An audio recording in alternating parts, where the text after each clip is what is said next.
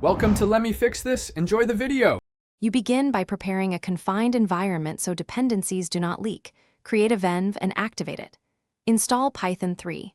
11 Plus and the framework you chose, for example Fast API for async speed or Flask for simplicity.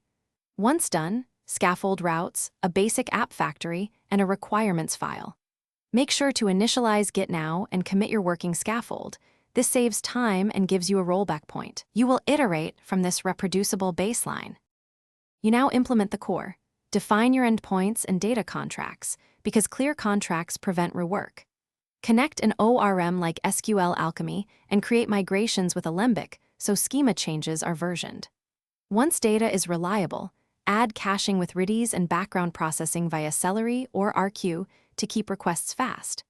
Make sure to add authentication using JWT or OAuth2 and centralize config. Then write tests that exercise main flows. Automated tests catch regressions before deployment. You finalize by containerizing the app and wiring up continuous integration so builds are repeatable, push images to a registry and deploy with health checks. Once live, add structured logging, metrics, and alerts so you know when performance slips.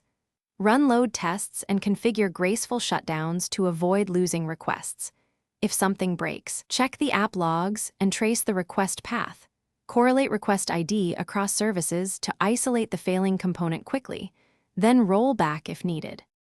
Thanks for watching. If you found this helpful, don't forget to like and subscribe.